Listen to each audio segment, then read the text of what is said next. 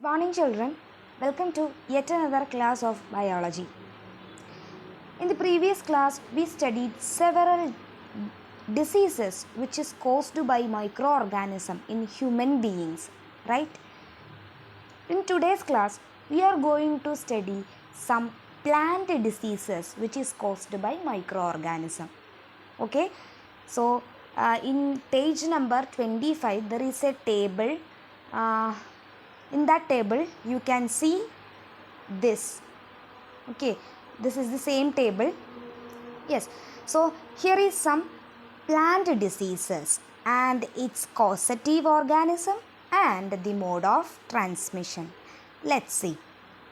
First disease is citrus canker. What children? Citrus canker. In the text there is a image. Please look the image. Okay, so നിങ്ങൾ നാരങ്ങയൊക്കെ വാങ്ങുന്ന സമയത്ത് ചിലപ്പോൾ നാരങ്ങയുടെ ഒക്കെ പുറത്ത് ഇങ്ങനെ ചെറിയ ഒരു പാട് പോലെ കാണാറുണ്ടാവും. തീർച്ചയായിട്ടും നമ്മൾ ചിലപ്പോൾ കടയിൽ നിന്ന് വാങ്ങുമ്പോൾ കാണാറുണ്ടാവും, നിങ്ങളത് ശ്രദ്ധിക്കാഞ്ഞിട്ടാണ്. ഓക്കെ, അപ്പോൾ അങ്ങനെ കാണുന്ന ആ പാടുകൾ ആണ് സിട്രസ് കാങ്കർ എന്ന് പറയുന്ന അസുഖം.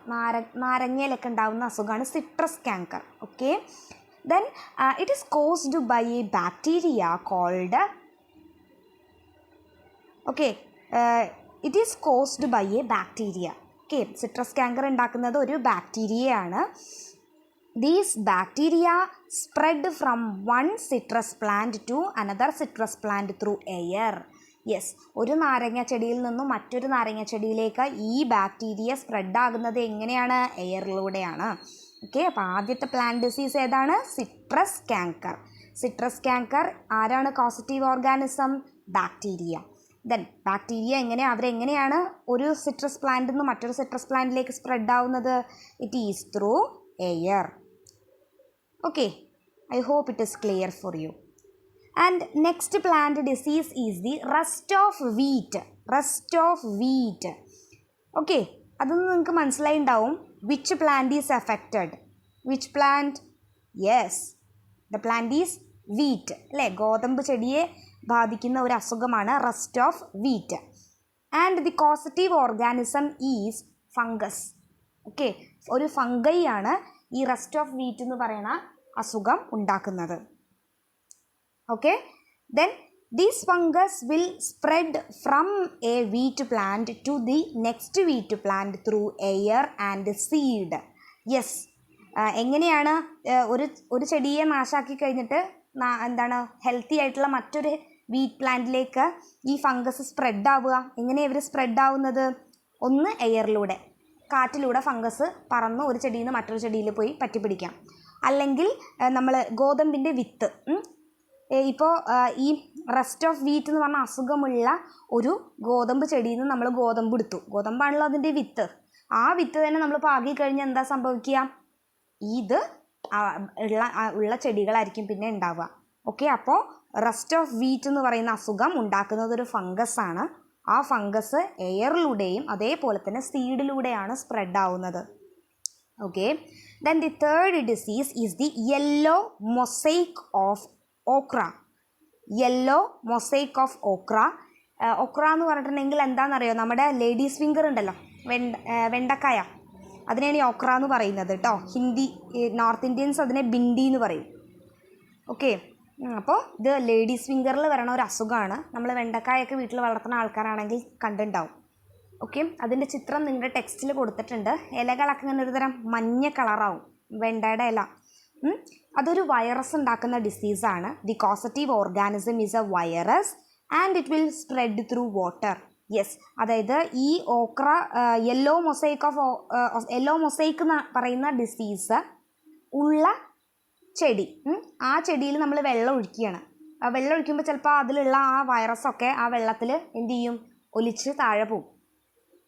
താഴെ പോകുമ്പോൾ തൊട്ടടുത്ത് വേറെ ഹെൽത്തി ആയിട്ടുള്ള ചെടികളുണ്ടെങ്കിൽ അതിനെയൊക്കെ അഫക്റ്റ് ചെയ്യും. മനസ്സിലായോ? അപ്പോൾ വാട്ടറിലൂടെയാണ് ഈ വൈറസ് സ്പ്രെഡ് ആവുക. കേട്ടുവോ? യെസ്, അപ്പോൾ 3 പ്ലാന്റ് ഡിസീസാണ് നമുക്ക് പഠിക്കാനുള്ളത്.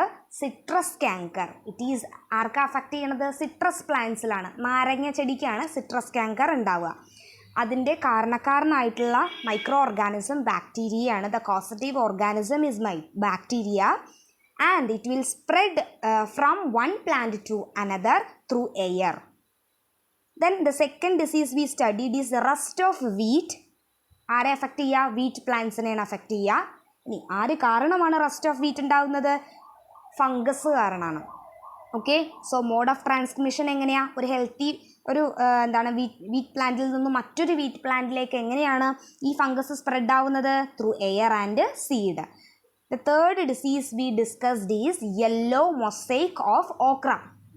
Yellow mosaic of okra. നിങ്ങളുടെ ടെക്സ്റ്റിൽ യെല്ലോ വെയിൻ മൊസൈക്ക് എന്ന് കൊടുത്തിട്ടുണ്ട് കേട്ടോ. അപ്പോൾ അത് പഠിച്ചോളുക. Yellow vein mosaic of bhindi അല്ലെങ്കിൽ ഓക്ര എന്ന് കൊടുത്തിട്ടുണ്ട്. ബിൻഡി എന്ന് പറഞ്ഞാൽ എന്താണ്? അത് ഈ നോർത്ത് ഇന്ത്യൻ സൈഡിൽ പറയണതാണ്. ലേഡീസ് ഫിംഗർ ആണ് ബിൻഡി. മനസ്സിലായോ? അപ്പോൾ അതിനെ അഫക്റ്റ് ചെയ്യണ ഈ ഒരു യെല്ലോ മൊസൈക്ക് ഉണ്ടാക്കുന്ന മൈക്രോ ഓർഗാനിസം വൈറസസ് ആണ്. Then how they spread from one lady's finger plant to another? Yes, it is through water. Okay children, so you have to memorize these tables, the two tables we discussed in the previous class. Okay, previous class le discuss ചെയ്തിട്ടുള്ള ആ human ഡിസീസസിൻ്റെ ടേബിളും ഈ ടേബിളും ഇപ്പോൾ പഠിച്ച plant ഡിസീസിൻ്റെ ടേബിളും you have to memorize. Yes, we discussed the diseases which is caused by microorganism in human beings. മനുഷ്യന്മാരിൽ micro organisms ഉണ്ടാക്കുന്ന ഡിസീസസിനെ കുറിച്ച് നമ്മൾ പഠിച്ചു. ഇപ്പോൾ നമ്മൾ എന്ത് പഠിച്ചു? മൈക്രോ ഓർഗാനിസംസ് പ്ലാന്റിൽ ഉണ്ടാക്കുന്ന ഡിസീസസിനെ കുറിച്ച് പഠിച്ചു. യെസ്, ഇനി മൈക്രോ ഓർഗാനിസംസ് ആനിമൽസിനെ അഫക്റ്റ് ചെയ്യുന്നുണ്ടോ? Did micro organism affects animals? The answer is yes. Microorganism will definitely cause some diseases in animals too. ആനിമൽസിലും ഈ മൈക്രോ ഓർഗാനിസംസിൻ്റെ ശല്യം കൊണ്ട് പല ബുദ്ധിമുട്ടുകളും ഉണ്ടാവർക്കും. യെസ്, അത്തരത്തിലുള്ള ഒരു എക്സാമ്പിൾ, ഒരു ഡിസീസിനെ പറ്റി നമ്മളുടെ ടെക്സ്റ്റിൽ പറയുന്നുണ്ട്. That disease is known as anthrax. നിങ്ങൾ കേട്ടിട്ടുണ്ടാവും, ആന്ത്രാക്സ് എന്ന് പറയുന്നത് ഒരു ഡിസീസാണ്. Okay, anthrax is a serious disease which is affected or which is a serious disease of humans and cattle. മനുഷ്യന്മാർക്കും അതേപോലെ തന്നെ കന്നുകാലികളിലും ഭയങ്കരമായ ബുദ്ധിമുട്ടുകൾ ഉണ്ടാക്കുന്ന ഒരു അസുഖമാണ് anthrax. Okay, so this disease is caused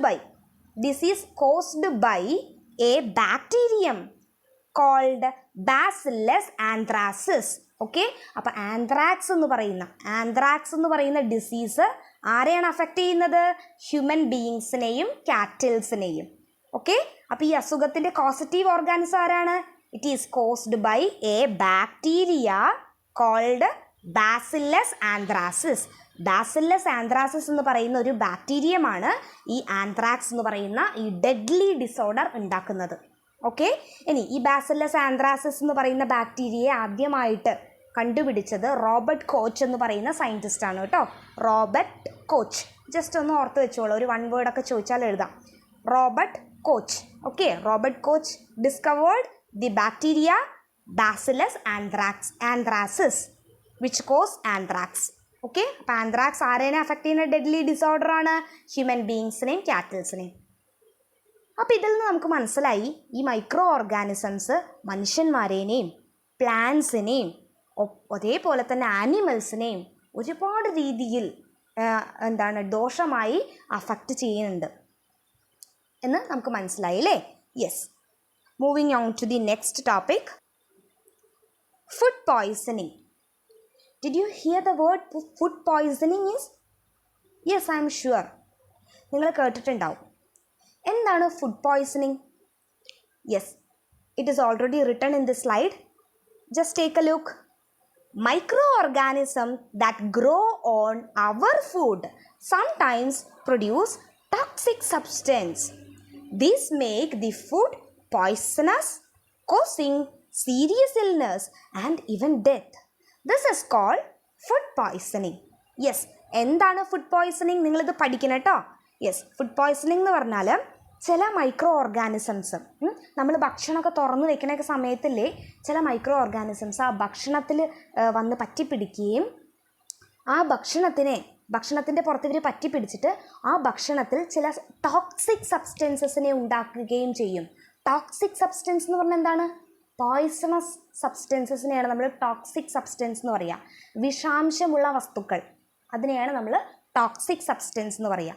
okay, അപ്പോൾ ഭക്ഷണം തുറന്നു വെച്ച് കഴിഞ്ഞാൽ ഈ ബാക്ടീരിയാസ് ഒക്കെ അതിൽ വന്ന് പറ്റി പിടിച്ച് എന്ത് ചെയ്യും? അതിൽ ചില ടോക്സിക് ആയിട്ടുള്ള സബ്സ്റ്റൻസസിനെ പ്രൊഡ്യൂസ് ചെയ്യും. ഈ ടോക്സിക് സബ്സ്റ്റൻസ് നമ്മൾ ഈ ഭക്ഷണം ആർത്തിയോടെ പോയി കഴിച്ചു കഴിഞ്ഞാൽ ഈ ടോക്സിക് സബ്സ്റ്റൻസ് നമ്മുടെ അകത്തേക്ക് എൻ്റർ ആവും. Okay, so these toxic substance will enter in to our body and will cause severe illness. Okay, serious ആയിട്ടുള്ള ഇൽനെസ്, ഭയങ്കര കാര്യമായിട്ടുള്ള ശാരീരികമായ പ്രശ്നങ്ങൾ ഉണ്ടാക്കും ഈ വിഷാംശം അകത്ത് ചെന്ന് കഴിയുമ്പോൾ. മാത്രമല്ല, നമ്മളൊന്നും ശ്രദ്ധിച്ചിട്ടില്ല വെച്ചാൽ it will definitely cos death. Okay, മരണം വരെ സംഭവിച്ചേക്കാം. ഈ ഒരു അവസ്ഥയെയാണ് നമ്മൾ ഫുഡ് പോയ്സണിങ് എന്ന് പറയുന്നത്. ഓക്കെ, എന്താണ് food poisoning? Micro organism grow on our food. നമ്മുടെ ഫുഡിൽ മൈക്രോ ഓർഗാനിസം വളരും. And they will produce a toxic substance. ഒരു വിഷാംശമുള്ള വസ്തു ഉൽപ്പാദിപ്പിക്കും ഫുഡിൽ. When that food which is taken by us will show some serious illness. ആ ഫുഡ് കഴിക്കുന്ന നമ്മൾ കാര്യമായ പല രോഗലക്ഷണങ്ങളും കാണിക്കുന്നു. ശ്രദ്ധിച്ചില്ലാച്ചാൽ, ഇഫ് ഇറ്റ് ഈസ് അൺനോട്ടീസ്ഡ്, അത് നോട്ടീസ് ചെയ്യപ്പെടാതെ പോയാൽ, അല്ലെങ്കിൽ നമ്മൾ അതിനെ നിസാരവൽക്കരിച്ച് സാരമില്ല അത് ചെറിയ വയ്യായിക എന്ന് പറഞ്ഞിരുന്നാൽ, it will leads to death. Okay, ഡെത്തിലേക്ക് വരെ അത് ലീഡ് ചെയ്യും എന്നുള്ളതാണ് പറയുന്നത്.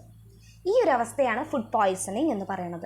ലൈഫിൽ ഒരു തവണയെങ്കിലും ഫുഡ് പോയ്സണിൽ കൂടെ നമ്മൾ ചെറിയ രീതിയിലെങ്കിലും കടന്നു പോയിട്ടുണ്ടാവും. കാരണം പുറത്തുനിന്ന് ഭക്ഷണം കഴിക്കണമെങ്കിൽ ഡെഫിനറ്റ്ലി ഉണ്ടാവും. സംടൈംസ് വീട്ടിൽ നിന്നും ഉണ്ടാവാം കേട്ടോ. അപ്പോൾ കലശലായ വയറുവേദന, വയറിളക്കം, ഛർദി, ഇതൊക്കെയാണ് ഈ ഫുഡ് പോയ്സണിങ്ങിൻ്റെ കോമൺ ആയിട്ടുള്ള ലക്ഷണങ്ങൾ. സംടൈംസ് അലർജിക് റിയാക്ഷൻസും കാണിക്കാം കേട്ടോ ഫുഡ് പോയ്സണിങ്ങിൻ്റെ ഭാഗമായിട്ട്. അപ്പോൾ ഇതൊക്കെ ഫുഡ് പോയ്സണിങ്ങിൻ്റെ ഒരു രോഗലക്ഷണങ്ങളാണ്. ഇതൊന്നും നമ്മൾ ശ്രദ്ധിക്കാതെ കുഴപ്പമില്ല എന്ന് പറഞ്ഞിരുന്നാൽ it will lead to death.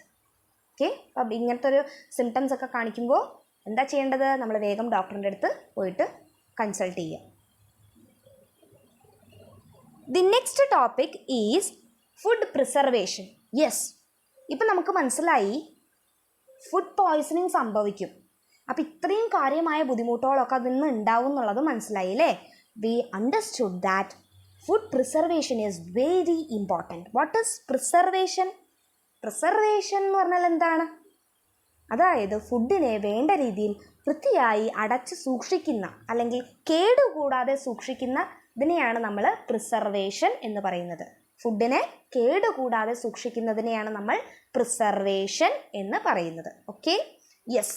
So നമുക്കിപ്പോൾ ഒരു കാര്യം മനസ്സിലായില്ലേ? ഫുഡ് പ്രിസർവ് ചെയ്യേണ്ടത് വളരെ അത്യാവശ്യമാണ്. കേടുകൂടാതെ സൂക്ഷിക്കേണ്ടത് വളരെ അത്യാവശ്യമായിട്ടുള്ളൊരു കാര്യമാണ്. അല്ലെങ്കിൽ എന്ത് സംഭവിക്കും?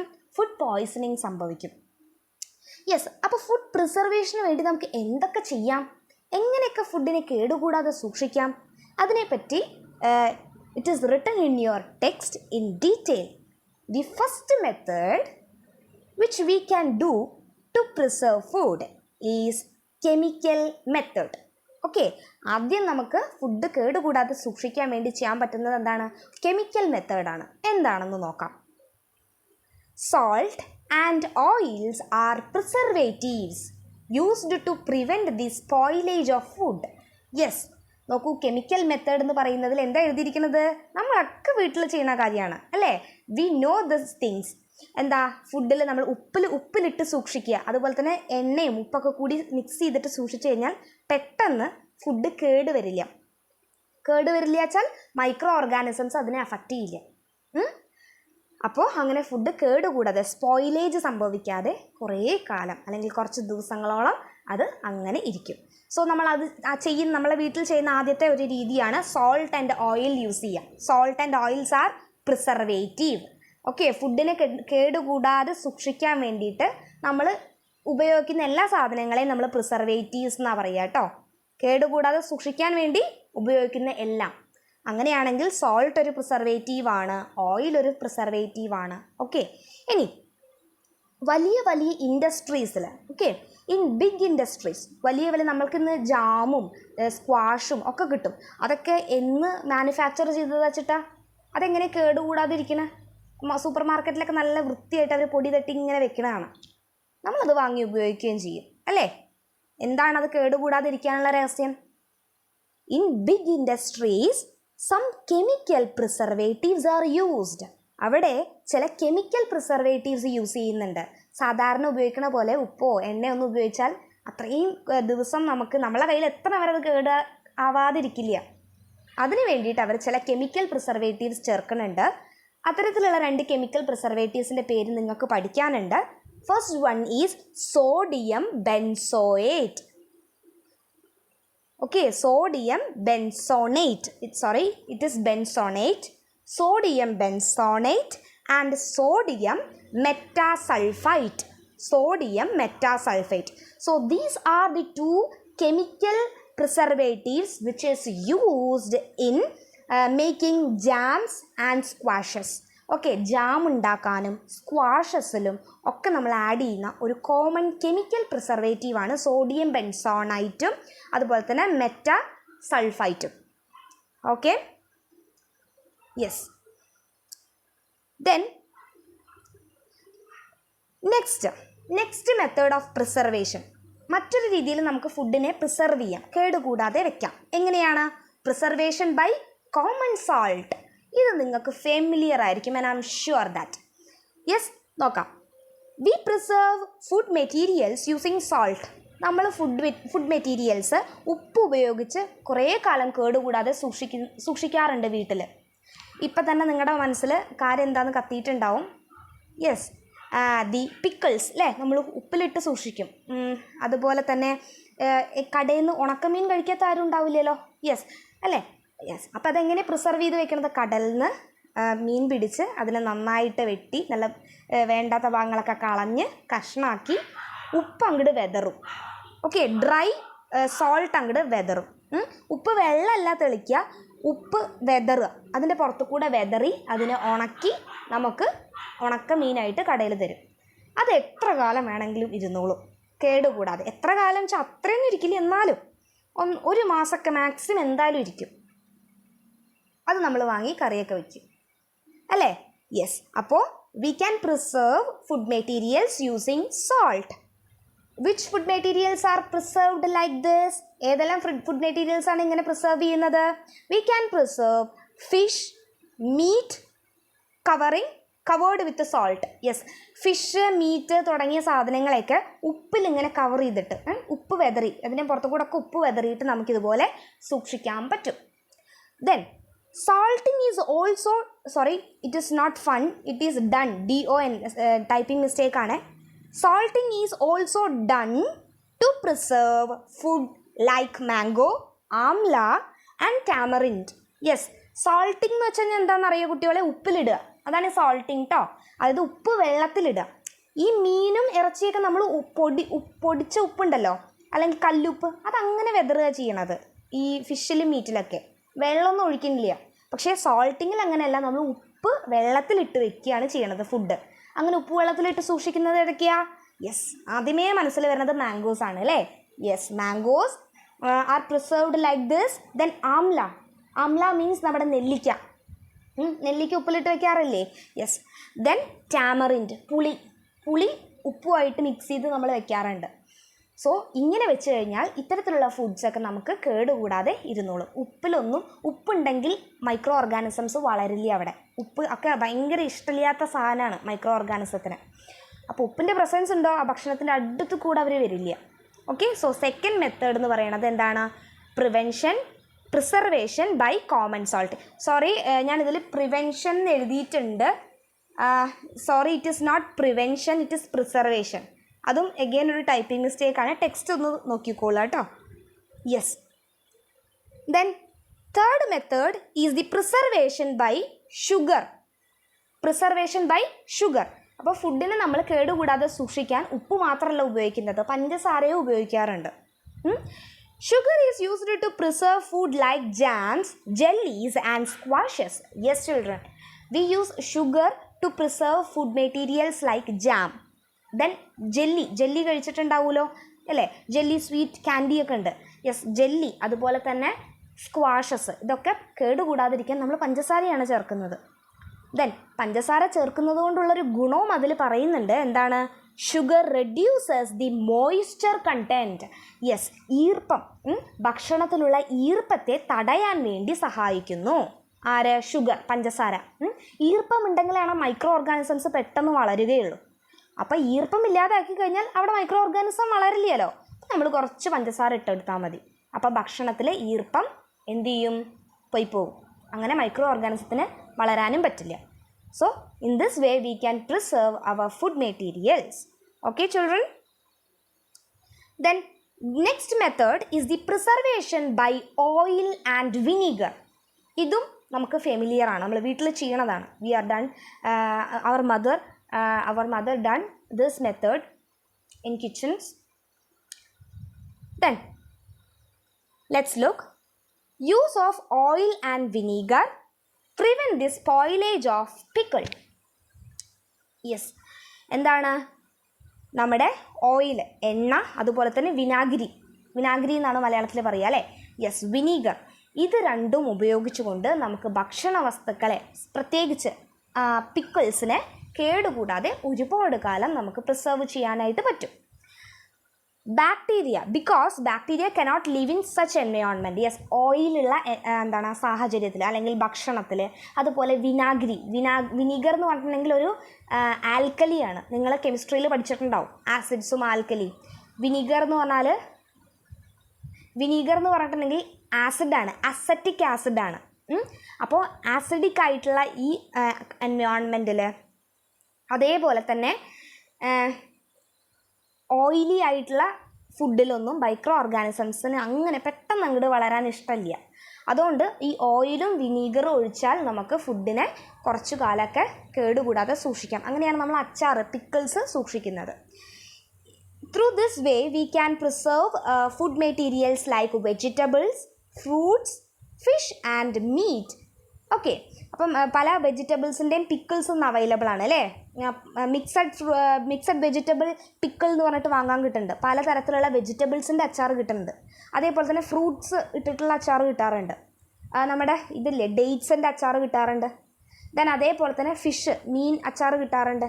ഇറച്ചി വെച്ചിട്ടുള്ള അച്ചാറുകൾ, പിക്കിൾസ് ഒക്കെ ഉണ്ട്. അപ്പോൾ ഇതൊക്കെ ഇങ്ങനെ നമുക്ക് ഓയിലും വിനീഗറും ഒഴിച്ചിട്ട് നമുക്ക് എന്ത് ചെയ്യാൻ പറ്റും? പ്രിസർവ് ചെയ്യാനായിട്ട് പറ്റും.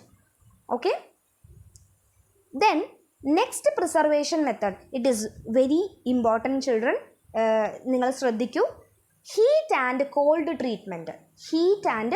ട്രീറ്റ്മെൻറ്റ്.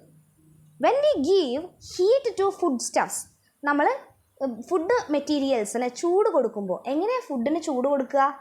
യെസ്, അതിനെ നമ്മൾ തിളപ്പിക്കും അല്ലേ, ബോയിൽ ചെയ്യാറുണ്ട്. ബോയിൽ ചെയ്തിട്ട് കുക്ക് ചെയ്തിട്ട് നമ്മൾ കഴിക്കാറുള്ളൂ അല്ലേ. അപ്പോൾ കുക്കിംഗ് ചെയ്യുമ്പോൾ തന്നെ അത് ഹീറ്റ് ആയിക്കോളും. യെസ്, ഹീറ്റ് ട്രീറ്റ്മെൻറ്റ് എന്ന് പറഞ്ഞാൽ അത് തന്നെയാണ്, the same thing. Heat treatment, boiling food stuffs kill micro organism. Yes, microbes എന്ന് പറയുന്നത് മൈക്രോ ഓർഗാനിസത്തിനെ തന്നെയാണ് കേട്ടോ. യെസ്, എന്താണ്? നമ്മൾ ഭക്ഷണ വസ്തുക്കൾ ചൂടാക്കുമ്പോൾ അതിലുള്ള മൈക്രോ ഓർഗാനിസംസ് എല്ലാം നശിച്ചു പോവും. ഓക്കെ, അതുകൊണ്ടാണ് നമ്മൾ വീട്ടിൽ പാല് വാങ്ങിക്കുമ്പോൾ when we brought milk we will first boil it, then will store അല്ലേ. അതെന്തിനാ? ബോയിൽ ചെയ്ത് കഴിഞ്ഞാൽ അതിൻ്റെ ഉള്ളിലത്തെ മൈക്രോ ഓർഗാനിസംസ് ഒക്കെ കില്ലായി പൊക്കോളും, ചത്തു പൊക്കോളും. പിന്നെ ആ പാല് കേടുകൂടാതെ ഇരുന്നോളും അല്ലേ. അതിന് വേണ്ടിയിട്ട് നമ്മൾ തിളപ്പിക്കുന്നത്. അതാണ് അതിനൊരു example. Then cold treatment, we keep food stuffs in refrigerators, right. When we keep food materials in refrigerator, it will stay fresh for a long time. കുറച്ച് ദിവസങ്ങൾക്ക് ഈ പറയുന്ന ഫുഡ് മെറ്റീരിയൽസ് എന്ത് ചെയ്യും? കേടുകൂടാതെ അതിൻ്റെ അകത്ത് ഇരുന്നോളും, ഫ്രിഡ്ജിൻ്റെ അകത്ത്. That means cold treatment. അതാണ് കോൾഡ് ട്രീറ്റ്മെൻറ്റ്. ഓക്കെ, ലോ ടെമ്പറേച്ചറിൽ, ഫ്രിഡ്ജിൻ്റെ അകത്ത് ലോ ടെമ്പറേച്ചർ അല്ലേ, ചൂടില്ല അല്ലേ അധികം. യെസ്, ലോ ടെമ്പറേച്ചറിൽ നമ്മൾ ഫുഡിനെ കീപ്പ് ചെയ്യുക വഴി നമുക്ക് ഫുഡിനെ കേടുകൂടാതെ സ്പോയിലേജിൽ നിന്നും പ്രിവെൻറ്റ് ചെയ്യാൻ പറ്റും. Okay children, so next topic, it is very important. What is pasteurisation? ഇത് ക്വസ്റ്റ്യൻസ് നിങ്ങൾക്ക് എക്സാമിന് എക്സ്പെക്റ്റ് ചെയ്യാൻ പറ്റും. എന്താണ് പാസ്ചറൈസേഷൻ? പാസ്ചറൈസേഷൻ എന്ന് പറഞ്ഞിട്ടുണ്ടെങ്കിൽ പാലുണ്ടല്ലോ, ഇന്നിപ്പോൾ നമുക്ക് കിട്ടുന്ന എല്ലാ മിൽക്കും നിങ്ങൾ പാക്കറ്റിൽ നോക്കിയാൽ കാണാൻ പറ്റും പാസ്ചറൈസ്ഡ് മിൽക്ക് എന്ന് എഴുതിയിട്ടുണ്ടാവും. അതെന്താണ്? Yes, it is A method of preserving milk. Pasteurisation പറഞ്ഞാൽ എന്താണ്? മിൽക്ക്, പാല് കേടുകൂടാതെ സൂക്ഷിക്കാൻ നമ്മൾ ചെയ്യുന്ന ഒരു മെത്തേഡാണ് പാസ്ചറൈസേഷൻ. നമ്മളല്ല കേട്ടോ, പാല് പാക്കറ്റിലാക്കുന്ന കമ്പനിക്കാരാണ് അത് ചെയ്യണത്. എന്താ അവർ ചെയ്യണത് നോക്കാം. Milk is heated to 70 degree Celsius for 15 to 30 seconds. Yes, ഒരു 15-30 സെക്കൻഡുകൾക്ക് പാലിനെ നന്നായിട്ട് വെട്ടിത്തിളപ്പിക്കും. അതായത് 70 ഡിഗ്രി സെൽഷ്യസ് വരെ ചൂടാക്കും. പെട്ടെന്ന് ഈ ചൂടാക്കൽ പെട്ടെന്ന് അങ്ങോട്ട് നിർത്തിയിട്ട് എന്ത് ചെയ്യും? Suddenly it will transfer to a refrigerator. ആ തിളച്ച പാലിൽ നമ്മൾ പെട്ടെന്ന് തന്നെ എന്ത് ചെയ്യും? അങ്ങനെ എടുത്ത് നമ്മൾ തണുപ്പിക്കാൻ വയ്ക്കും, ചിൽ ചെയ്യാൻ വയ്ക്കും. ഇങ്ങനെ ചെയ്യുമ്പോൾ ആ പാലിനകത്തുള്ള എല്ലാ മൈക്രോ ഓർഗാനിസംസും it will become killed. Okay, അത് അതിൻ്റെ ഉള്ളിൽ നിന്ന് നശിപ്പിക്കപ്പെടും. ഇതിനെയാണ് നമ്മൾ പാസ്ചറൈസേഷൻ എന്ന് പറയാം. Okay, what is pasteurisation? Heating the milk in 70 degrees Celsius for 15 to 30 seconds. Then it will transfer to a refrigerated for chilling. അതപ്പം തന്നെ നമ്മൾ റെഫ്രിജറേറ്റേഴ്സിലേക്ക് മാറ്റി അതിനെ ചിൽ ചെയ്യും. It will kill the micro organism. ഈ പ്രോസസ്സ് മൈക്രോ ഓർഗാനിസത്തിനെയൊക്കെ കിൽ ചെയ്യും. Okay, so that is pasteurisation. Then finally storage and packing. Most food that is available in market is packed well. അല്ലേ, നന്നായിട്ട് പാക്ക് ചെയ്തിട്ടാണ് നമുക്ക് എല്ലാ ഫുഡ് മെറ്റീരിയൽസും കിട്ടുന്നത്. പല ഫ്രൂട്ട്സും ഡ്രൈഡ് ഫോമിൽ നമുക്ക് കിട്ടാറുണ്ട് അല്ലേ, റെസിൻസ്, ഉണക്കമുന്തിരി, അങ്ങനെ ഒരുപാട് ഫ്രൂട്ട്സ് ഇന്ന് ഡ്രൈ ചെയ്തിട്ട് കിട്ടുന്നുണ്ട്. അപ്പോൾ ഫുഡ് മെറ്റീരിയൽസ് ഒക്കെ എങ്ങനെയാണ് പാക്ക് ചെയ്യുക? Yes, first of all it get dried. അത് നന്നായിട്ട് ഉണക്കി അതിൽ വെള്ളത്തിൻ്റെ അംശമൊക്കെ കളഞ്ഞ് it is packed in air tight packets. അതായത് കാറ്റ് കടക്കാത്ത പാക്കറ്റുകളിലാണ് നമുക്ക് ഫുഡ് മെറ്റീരിയൽസ് എത്തിക്കുന്നത്. ഓക്കെ, അപ്പോൾ ഇങ്ങനെ പാക്ക് ചെയ്താൽ മൈക്രോ ഓർഗാനിസത്തിന് ആ ഫുഡിനെ അഫക്റ്റ് ചെയ്യാൻ വന്നിട്ട് അതിൻ്റെ പുറത്ത് വളരാൻ പറ്റില്ല. ഓക്കെ, ആദ്യം അതിൽ വെള്ളം, മോയ്സ്ചർ ഇല്ലാതെ അതിനെ നന്നായിട്ട് ഉണക്കണം. അതിന് ശേഷം എന്ത് ചെയ്യണം? എയർ ടൈറ്റായിട്ട് കാറ്റ് കടക്കാത്ത വണ്ണം അതിനെ പാക്ക് ചെയ്യണം. ഓക്കെ, ഇങ്ങനെ ചെയ്താൽ അത്യാവശ്യം കുറച്ച് ദിവസത്തേക്ക് അത് കേടുകൂടാതെ, അതായത് മൈക്രോ ഓർഗാനിസംസ് അതിനെ ചീത്തയാക്കാതെ ഭക്ഷണ വസ്തുക്കൾ ഇരുന്നോളും. So for now